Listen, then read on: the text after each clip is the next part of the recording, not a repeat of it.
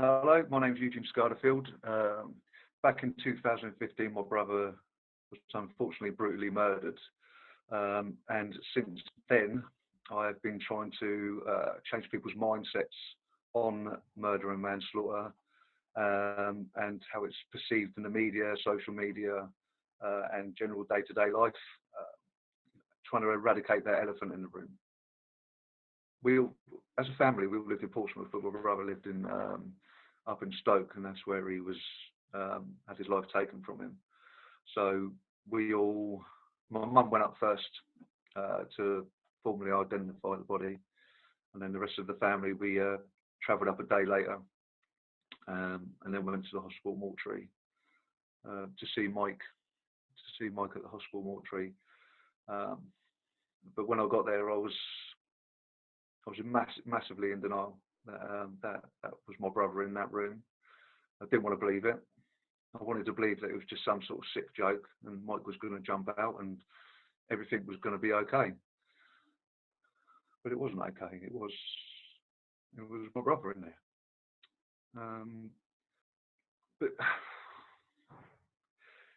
it's something you've never been before, don't ever expect to go through, so you don't really know the processes and the steps, and until you speak to the family liaison officer.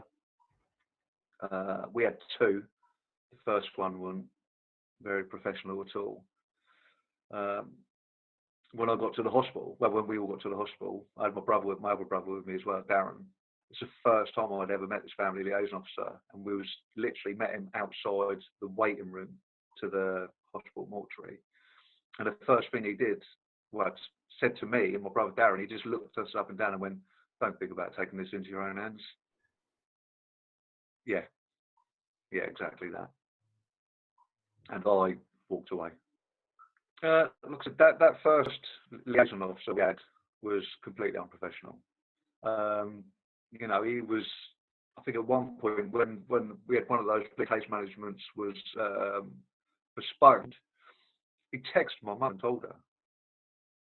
Instead of ringing my mum and having a conversation with her and explaining things, he texted her and then turned his phone off. But the second one, Mark, we had, he was fantastic. He was absolutely fantastic. Couldn't fault him.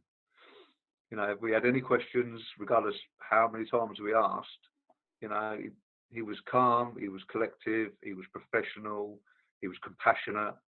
He was, to me, in that situation, was the perfect family liaison officer.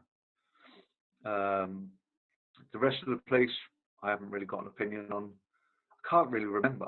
I was so lost in the depth of my own emotions that we had a victim support officer come out. Don't really remember talking to her. Just that sort of side of things. And again, I think even myself, you get that whole what you see on TV. When we turned up to court, I was thinking there's going to be press everywhere. It's going to be a big, and there was nothing. There was one press officer who sat in the courtroom.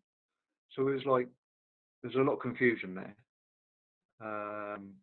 Not really sure what was going on. My father turned up. God knows what he was doing there. Never wanted anything to do with my brother in his life. Yet all suddenly when Michael's murdered, he wants to know everything and be a part of it. It's like, well, you want a part of his life when he was alive, so why should you be a part of it now he's dead? So that took my attention a little bit. It was very quick. They said 2 weeks for the trial. It ended up being 4 days. And even the family liaison officer, Mark, said, he said, right, so the jury will go off. It's normally about 3 hours. They'll come back. They don't always normally agree, so they may go off for another 3 hours. After that 3 hour, they could in turn take it to the next day. So we was thinking, right, so when the jury do go off, we could be talking 12 hours or the next day or this, that and the other. In the meantime, because we knew about all his previous convictions that he'd walked from, we had it in our heads that he was going to get away with it.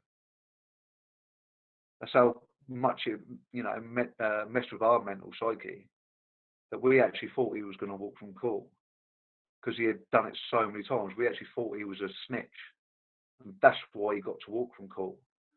So when the jury went off, it was an hour and 5 minutes. They come back.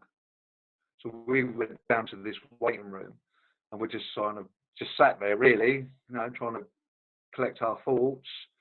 And before you know it, the family liaison officer's down there going, right, you need to get back in court now.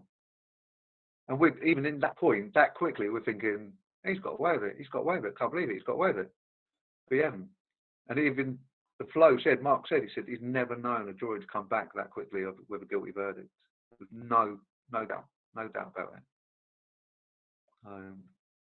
And then my mum got up and read her own, because you do an impact statement. You can do them individually, but mum chose to do one collectively for the whole family. And normally your barrister reads it out, but my mum chose to read it out herself. And she spoke at him in certain parts. She spoke at Birchall, and he wouldn't even look at her.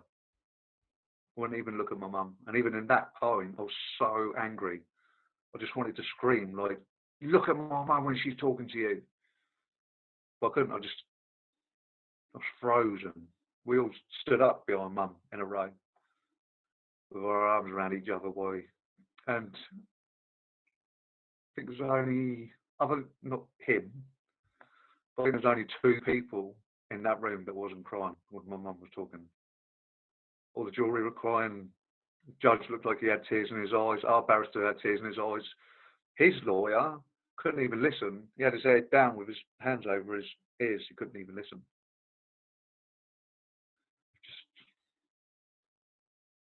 Yeah.